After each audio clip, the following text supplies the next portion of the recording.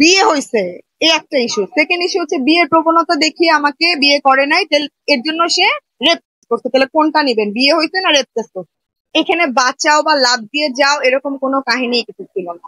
মামুন যখন উঠে দেখে ওর প্রাইভেট এই ব্যাপারগুলো অনেক অনেক জায়গায় শেয়ার করা হয়ে গেছে, তখন মামুন আর কি কিছু আর চিন্তা করতে না পেরে ও লাইভে গিয়ে যে কথাগুলো অনেক আগে আমি বলতাম যে এই যে যেহেতু এই ব্যাপারগুলো যে হয়ে আসছে, এগুলো তুমি কেন বলো না, এগুলো তো কেউ জানেন। তো সবকিছু মিলিয়ে সে একটা মানুষ ব্লাস্ট হয়। সেদিন আসলে ও ব্লাস্ট করে ছেলেটার যে এই যে 4টা 5টা 6টা মামলা দিয়ে রাখছে, সেটা কেন হচ্ছে? ও যখন লাইলাপুর সাথে থাকতে চায় নাই তখন মামলা দিয়ে রাখছে। এখন একটা মানুষ যদি একটা মানুষের সাথে থাকতে না চায়, বা আমরা 10-15 বছরের বিবাহিত জীবনে যখন ডিভোর্স নেই, মানে তারা এটা মিউচুয়ালি ডিভোর্স হয়ে যায় না? তো এখানে তো আমি যতটুকু জানি যে ওদের ওরকম কোনো বিয়ে শাদিও নাকি হয় না, ছেলেটা থাকতে। এটা নাকি মিথ্যে আমি শুনছি যতটুকু। এখন মিথ্যে না সত্য, ধরেন সত্য বিয়েও তো মানুষের ডিভোর্স হয়। তাহলে ডিভোর্স হলে কি আমি যে কাদা ছিঁড়াছিড়ি করবো?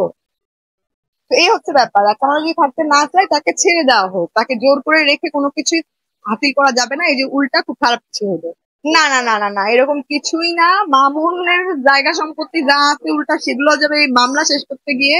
মামুন খুব ভালো মতোই জানে যে আগেও এই জায়গা সম্পত্তির ব্যাপারটা আমি আসলেই জানি না যে আসলে সত্যি কি মিথ্যা।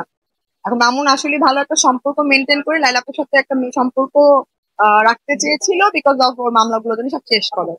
ছোট করছে এখন সেই মানুষটা, তাকে প্রলোভন দেখিয়েছে বা আশা দিয়েছে মামলা তুলে নিবে। হয় ভাই মামলা তুলে নাও, না হয় ভাই বলো মামলা তুলবো না, তুমি আমার ধারে কাছে আসো না, তুমি মামলা মোকদ্দমা কোর্ট কাছারিতে আমার সাথে দেখা করো, দ্যাটস ইট। মামলা তুলে নিবো, তুমি আমার সাথে আসো, ভালো সম্পর্ক মেনটেন করো। এগুলোর তেলে আর কোনো দরকার পড়ে না। তাইলে আর এই কাদা ছেড়াছেড়ি গুলো হয় না। মামলা করছো তো করছো।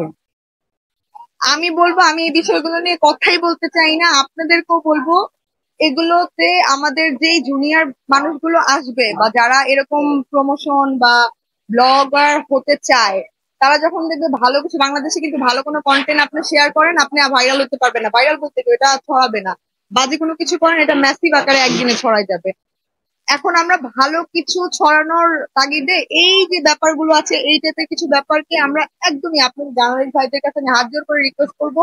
এরা কোনো তারকা না, এরা কোনো আর্টিস্ট না, এরা কোনো প্ল্যাটফর্ম থেকে আসে নাই, এদের কোনো ধরনের কোনো ইন্টারভিউ আপনারা ভাইরাল করেন না। তারা ওই যে যারা এখন হচ্ছে, যারা কিছু করতে চায় সোশ্যাল মিডিয়াতে ব্র্যান্ড প্রমোশন বা ব্লগার বা এরকম কিছু হতে চায়, তারা চিন্তা করবে ভালো কিছু করে লাভ নাই, আমরা এই উল্টাপাল্টা জিনিস করে ভাইরাল হই। কে? আমি জানি না বিষয় দেখিনি। কাকে ছোট করতেছে? এটা তাহলে বলবো পুরোপুরি মামুনের ক্যারেক্টারের সমস্যা। এটা ছাড়া আসলে আমার বলার কিছু নেই। আসলে ভাই তোর ক্যারেক্টারের সমস্যা, ক্যারেক্টারটা ঠিক